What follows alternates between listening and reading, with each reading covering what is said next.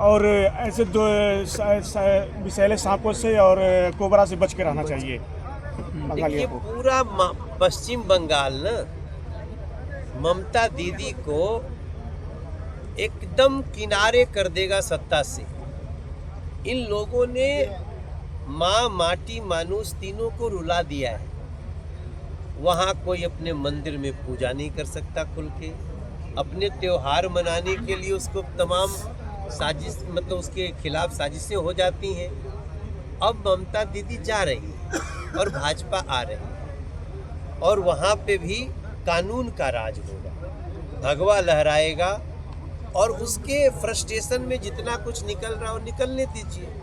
हमें दुख तो इस बात का है कि इस लोकतंत्र में सबको अपनी बात कहने का अधिकार है। एक कांग्रेस पार्टी है और एक ममता दीदी है। ये लोग देशभक्तों को जहरीला सांप बोल रहे हैं और इलीगल घुसपैठियों को, जो रोहिंग्या बांग्लादेशी इलीगल घुस के आते हैं, उनको ऐसे खातिरदारी करते हैं जैसे पता नहीं उनके कौन से करीबी लोग आ गए। तो अब ये पश्चिम बंगाल से ममता दीदी का शासन का अंत हो जाएगा। ये मैं आपको पिछले 10 दिन तक वहाँ प्रचार करने और लगभग 18 सभा करने के बाद बता रहा हूँ।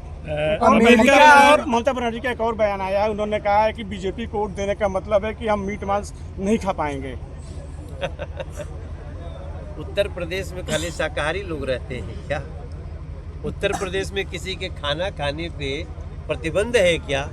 अब आप सोच लीजिए कि ऐसी उलूल जुलूल बात कौन कर सकता है? वही कर सकता है जो अभी तक इलीगल घुसपैठियों के वोट पे जीतता था। अब पश्चिम बंगाल में सनातनियों की सांसद जी, जिस तरह से अमेरिका ईरान के युद्ध में सीजफायर का हो गया, सीजफायर का हो गया और पाकिस्तान इसकी मध्यस्थता किया है, तो अखिलेश यादव का कहना है कि बीजेपी विश्व गुरु बनने का सपना देख रही है। यही एक अवसर था जो विश्व गुरु का सपना पूरा हो सकता था जब अमेरिका और ईरान के युद्ध को समझौता कराया। हमारी विदेश नीति चौपट होगी, उनका विदेश नीति चौपट है। अरे वो पहले समाजवादी पार्टी की नीति बना लेना, उसके बाद विदेश नीति। लेकिन देखो ये मंगल पांडे जी की जगह है, मैं यहाँ पॉलिटिकल होना नहीं चाहता हूँ। मैं सिर्फ इतना बता रहा हूँ कि भारत और भारत के प्रधानमंत्री मोदी जी ये वो पॉलिसी पे चल रहे हैं जहाँ पूरी दुनिया में हम शांति का माहौल बना रहे हैं और ये जो कुछ भी हुआ है उसमें भारत का बहुत बड़ा रोल है। भारत का बच्चा बच्चा इस बात का गर्व करे। अब आप उस देश की बात करेंगे जिसको खुद के खाने के लाले पड़े हुए हैं। भारत की तुलना और किसी देशों से करना ये देश में रहते हुए मैं समझता हूँ बड़ा गुनाह है। राघव चड्ढा जी आपके संपर्क में होंगे जैसे कि सांसद जी?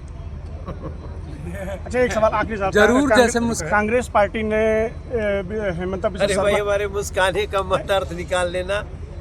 हर पार्टी में अपने लोग अपने अपने काम करते हैं और किसी को लगेगा कि हमारी पार्टी से अच्छा भाजपा है तो हम उसके लिए दरवाजा खोल दें। अच्छा, कांग्रेस पार्टी ने हेमंत बिस्वा शर्मा पर बिना शर्त माफी मांगने का वो लगाया है कि जिस तरह से खड़गे पर उन्होंने। देखिए आरोप लगाना बहुत अच्छी बात है, हम लोग तो कुछ नहीं कहते।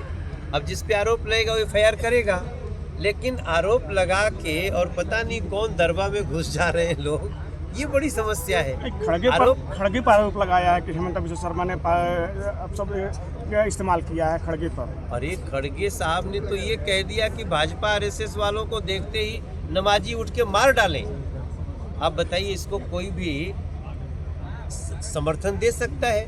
हमारी विचारधारा अलग अलग हो सकती है, लेकिन भाजपा आरएसएस के लोगों को देखते ही नमाज छोड़ के भी मारो, मतलब कांग्रेस क्या समझती है नमाज करने वाले लोग खाली मारने पीटने का काम करते हैं?